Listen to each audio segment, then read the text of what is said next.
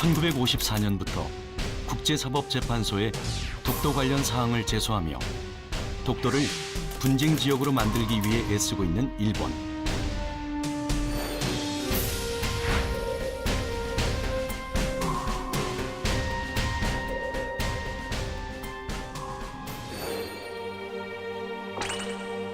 작은 섬 하나를 두고 벌여온 분쟁은 무려 60년이 넘게 진행이 되고 있다. 영토의 힘이 얼마나 큰지를 보여주는 반증이다.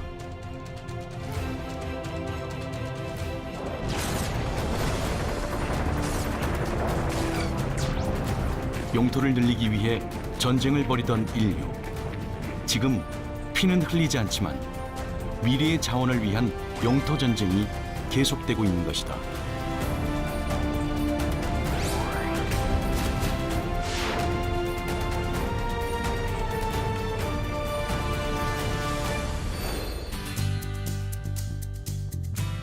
세계 지도를 보면 237개 국가의 나라가 표시돼 있습니다. 하지만 우리나라 통계청 기준으로 보면 224개국이고요. 또 미국에서는 195개국을 전 세계 국가수로 인정하고 있습니다. UN 회원국에 가입된 나라는 모두 193개, 그리고 세계은행 통계는 229개, 마지막으로 국제법상으로는 242개가 국가수로 인정받고 있습니다.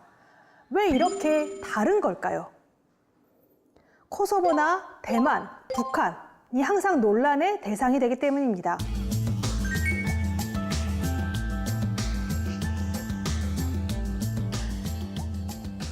결국 어떤 기준으로 따지느냐에 따라 국가의 개수가 달라진다는 얘기입니다.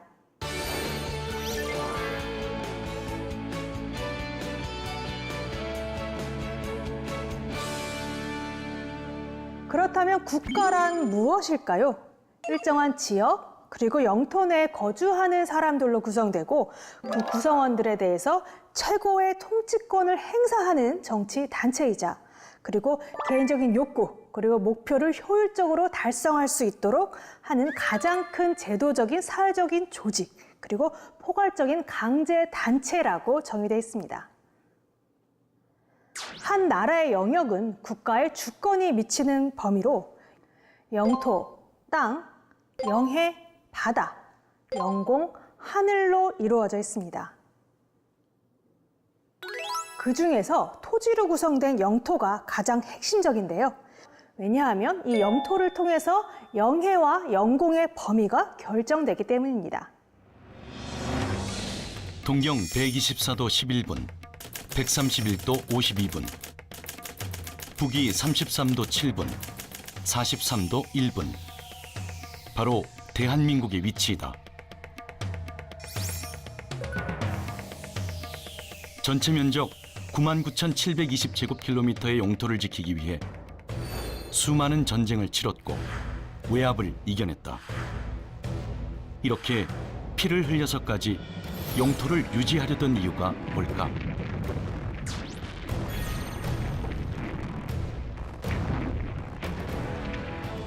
예를 들어서 남북전쟁, 미국은 남북전쟁을 통해서 자유민주주의의 기초를 확립하고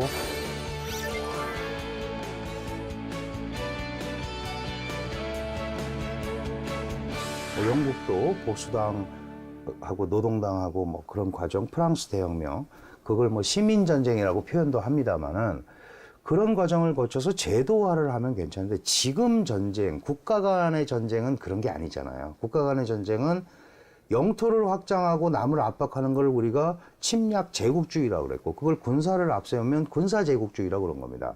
이전에는 중국이 서구의 소위 유럽이나 미국의 산업혁명에 성공한 국가들로부터 경제 침략을 당했잖아요. 그것도 사실 제국주의 경제 침략 전쟁이에요. 어떻게 보면. 아편전쟁 같은 게 대표적인 케이스거든요. 그러니까 지금 이렇게 전 세계가 나름대로 민주, 개방, 자유 이런 시스템을 얘기하고 있는 상황이기 때문에 지금 벌어지는 전쟁은 순전히 자국 중심주의에 더 많은 자원과 더 많은 전략적 이익을 획득하기 위한 쪽으로 갈 수밖에 없다. 그렇다면 그런 명분이라면 누구도 지고 싶어 하지 않는 거죠. 영토가 국가 권력과 이익에 중요한 역할을 미치고 있기 때문에 이 영토를 둘러싼 전쟁은 인류가 생긴 이후 지금껏 계속되고 있다. 현재 세계 국가들의 영토는 전쟁과 분쟁을 통해 수많은 변경을 거쳐오면서 발생됐다.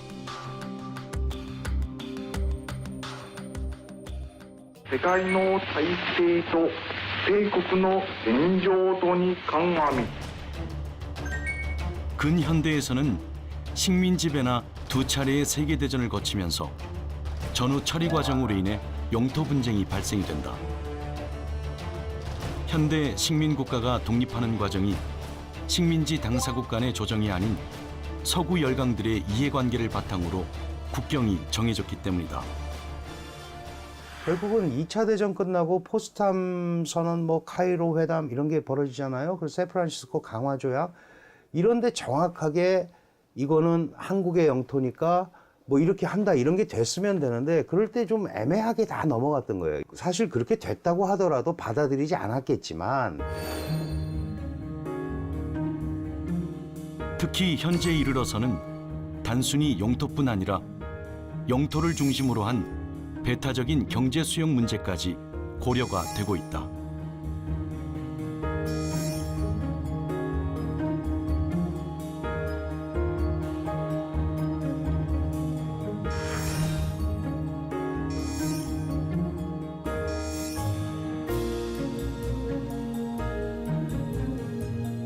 독도나 가거초, 이어도 등 대한민국과 관련된 영토 분쟁을 포함해 전 세계적으로 60에서 70개의 영토 분쟁이 진행 중이다.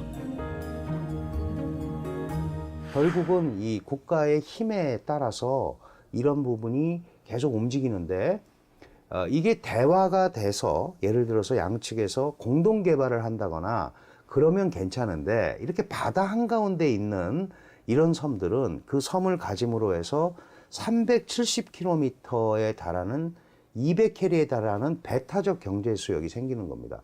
200캐리라는 것은 양쪽으로 따지면 740km예요. 그러면 우리 서울, 부산이 400km 아닙니까?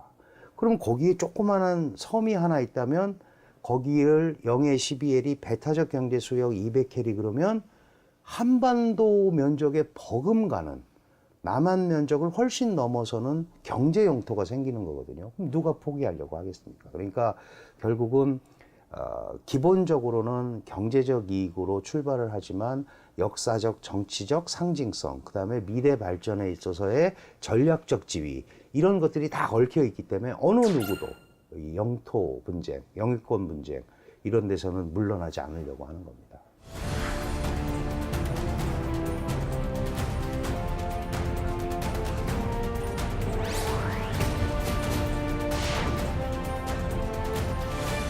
지구상에 있는 땅이 영토라는 개념을 갖추기 시작한 것은 문명의 발달과 함께 시작된 도시국가부터입니다. 온화한 기후와 토지, 그리고 교류가 가능한 편리한 교통까지 이런 것을 중심으로 문명이 형성되기 시작했죠. 티그리스 강과 유프라테스 강을 중심으로 하는 메소포타미아 문명, 나일강 유역에서 번영한 이집트 문명, 그리고 인더스강 유역의 인더스 문명, 그리고 우리가 알고 있는 중국의 황허강 유역의 황허 문명까지 세계 4대 문명으로 꼽힙니다. 이후 시대별 국가 발전을 살펴보면 오리엔트 하천 시대, 지중해 시대, 그리고 대서양 시대에서 현재의 태평양 시대까지 인류 문명의 역사가 지리적인 위치와 밀접하게 관련이 되어 있는 것을 알 수 있습니다. 이는 지정학적인 요인에 따라 국가 이익, 즉 국가 권력이 결정되기 때문입니다. 오랜 세월을 두고 평화에 잠겼던 이곳 히말라야 산맥에 요즘 중공의 공공연한 인도 침략으로 호성이 울리기 시작했습니다. 중공은 최근 티베트를 공격한 이래 차츰 인도 북방 변경을 향해 침략의 손길을 뻗치고 있는 것입니다. 네루 인도 수상은 중공군에게 빼앗긴 모든 영토를 다시 찾을 때까지는 싸움을 계속할 것이라고 다짐했습니다. 중공의 인도 침략은 중공의 UN 가입을 위해 힘쓴 인도에 대한 하나의 모독행위라고 하겠습니다. 대표적인 영토 분쟁 중 하나가 바로 지금도 계속되고 있는 중국과 인도의 분쟁이다. 중국과 인도는 서로를 점령하고 있는 지역의 반환을 요구하는 국경 분쟁. 100년이 넘는 시간 동안 계속되고 있다. 종교적 갈등으로 인해 인도와 파키스탄 역시 분쟁 중이다. 카슈미르는 인도와 중국, 파키스탄의 경계에 있는 산악지대이다. 1846년부터 힌두교 정권이 이곳을 지배하였지만 주민의 다수는 이슬람교도였다. 1947년 영국이 인도에서 철수할 때 인도 반도는 인도와 파키스탄 두 나라로 분리 독립되었다. 이때 카슈미르는 주민의 대부분이 이슬람교도라서 파키스탄에 편입되기를 바랐으나 카슈미르의 지도자 하리싱은 힌두교도였기 때문에 주민들의 바람과는 반대로 인도로 편입할 것을 결정하였다. 이에 카슈미르의 이슬람교도들이 폭동을 일으켰고 하리싱은 인도에 지원 요청을 하였는데 이것이 제1차 인도-파키스탄 전쟁이다. 1949년 유엔은 휴전을 선언하였고 카슈미르는 두 지역으로 분할되어 북부는 아자드 카슈미르로 파키스탄령, 남부는 잠무 카슈미르로 인도령이 되었다. 이후 인도는 카슈미르 전체를 인도 영토라고 주장하면서 반환을 요구하고 지금까지 분쟁은 계속되고 있다.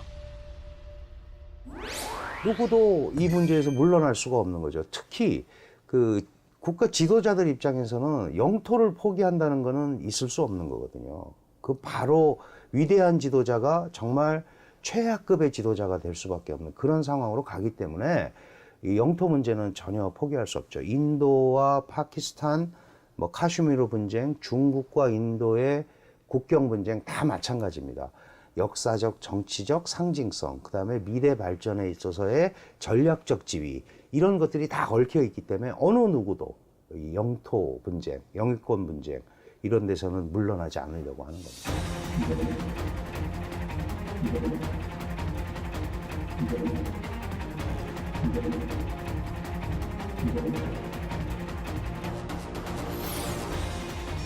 가까운 나라인 일본과 중국, 대만 역시 영토 분쟁 중인데 조오도 분쟁이라고 불린다.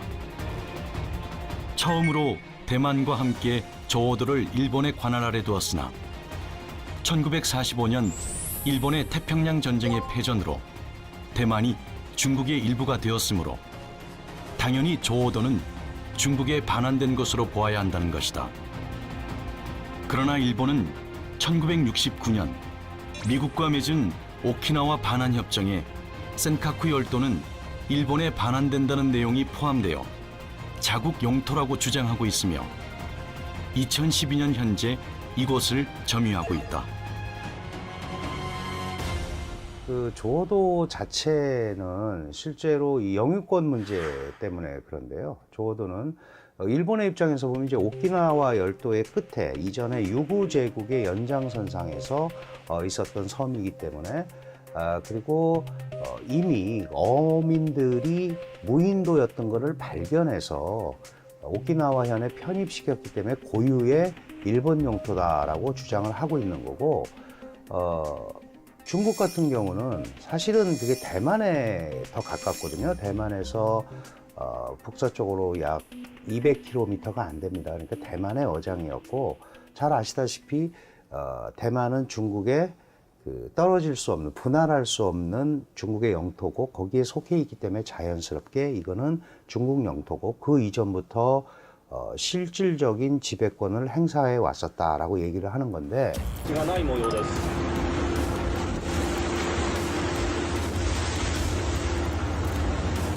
台湾当局の巡視船が日本の巡視船に向かって放水を行っています。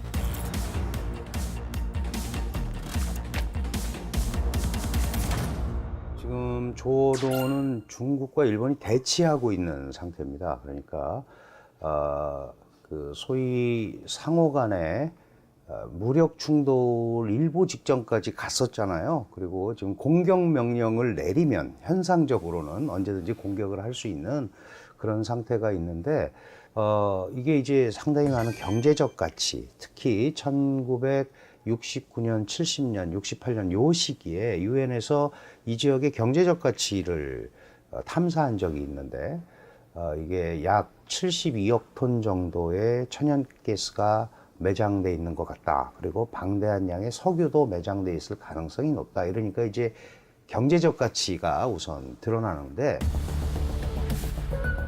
전체 면적이 6.3제곱킬로미터에 불과한 이곳을 두고 지속적인 분쟁이 일어나는 것은 배타적 경제 수역 기점으로 경제 전략적 가치가 높기 때문이다. 특히 막대한 양의 지하 자원이 매장되어 있다는 것으로 알려지면서 중요성이 더욱 커졌다. 대부분의 영토 분쟁이 바로 자원을 두고 벌이는 분쟁으로 영유권을 가진 국가만이 해당 자원을 개발할 수 있기 때문이다.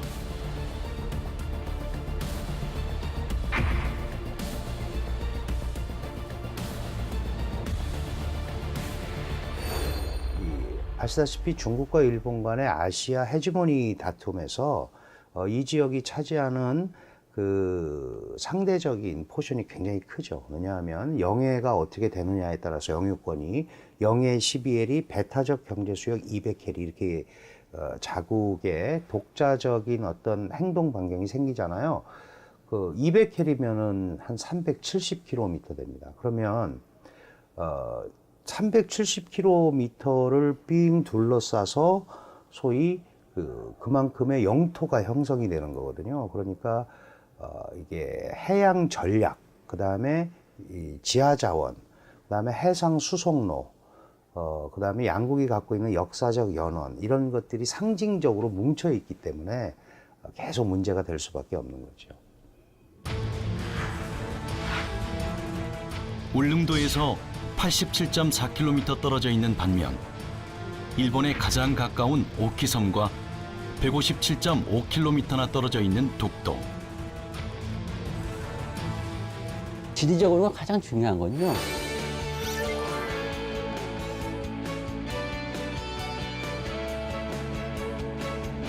울릉도에서 독도가 1년에 한 30일 정도가 보입니다. 실제 어디서 제일 잘 보이냐면요, 울릉도 항구에 가시면 도동항이 있고 저동항이 있고 사동항이 있습니다.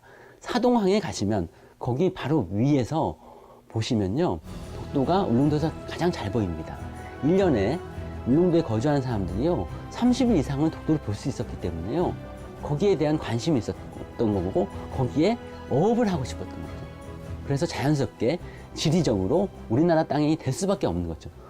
반대로 얘기해 보면 옥기섬에서는 만원경을 가져도 너무 멀기 때문에 볼 수가 없습니다.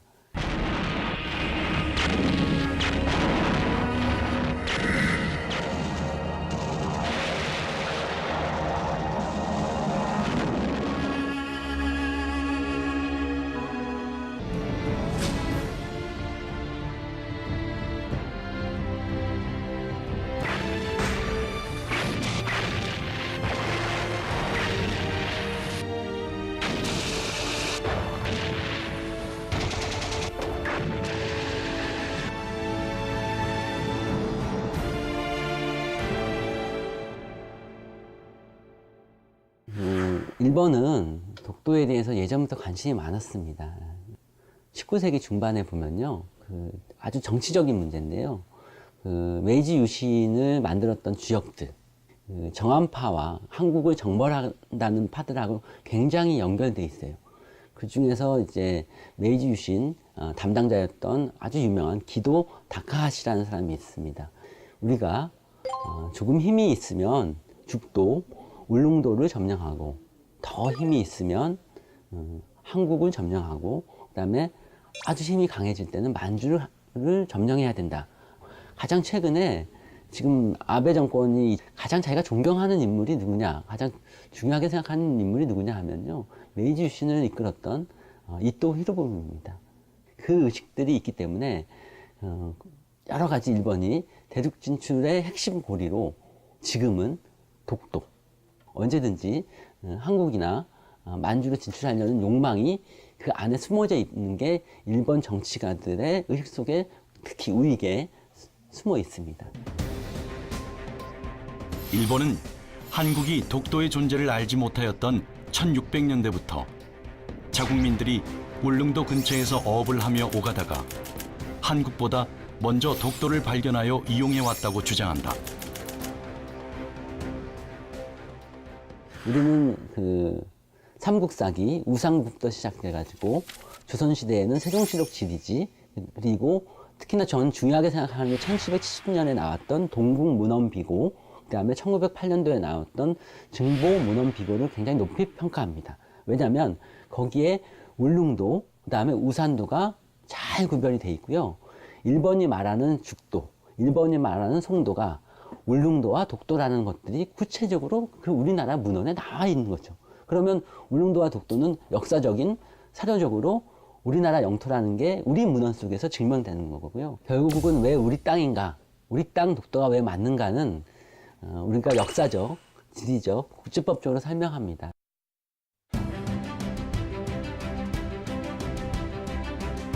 지금까지 계속되고 있는 독도를 둘러싼 용토 전쟁은 독도 인근 해역이 가지고 있는 해양 자원 때문이기도 하다.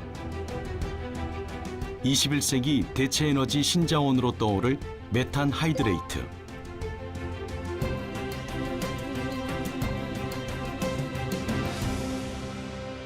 메탄 하이드레이트는 적은 양에도 엄청난 많은 에너지를 이제 갖고 있는 것이 특징이라고 또 볼 수 있습니다.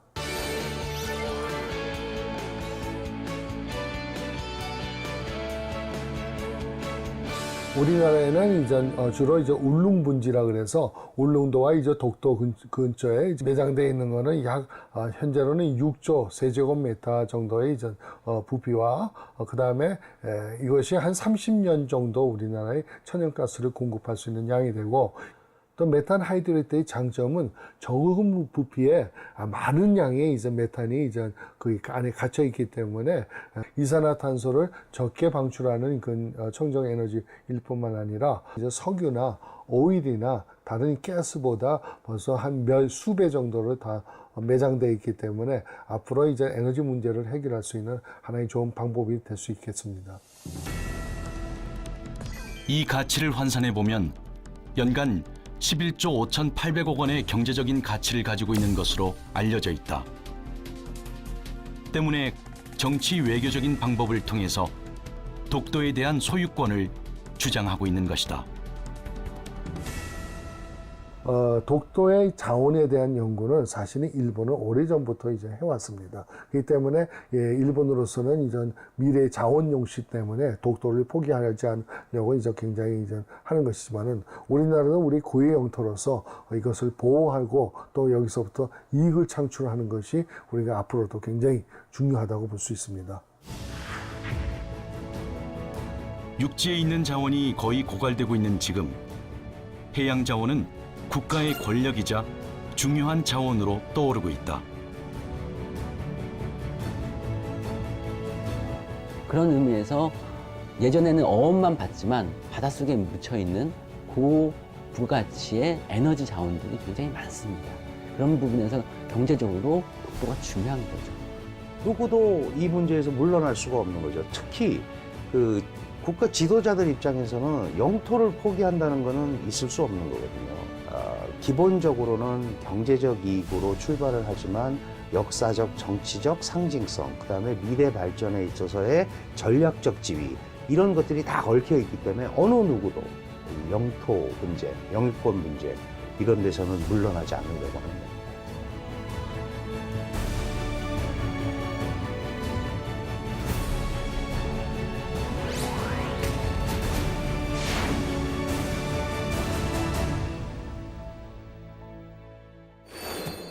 육지에 있는 자원이 거의 고갈되고 있는 지금, 해양 자원은 국가 권력이자 새롭게 중요한 자원으로 떠오르고 있습니다. 수십조 원의 경제적 가치가 될 해양 자원. 독도를 둘러싸고 정치 외교적인 방법을 통해 끊임없이 소유권을 주장하고 있는 이유이기도 합니다. 국가의 중요한 요소인 영토와 영해를 지키기 위해, 그리고 국가 성장의 발판이 되어줄 자원을 지키기 위해 영토를 위한 각국의 다툼이 진행 중입니다. 그리고 이 싸움에서 승자가 되기 위해 각국의 치열한 외교 정치가 계속되고 있는 것이 아닐까요?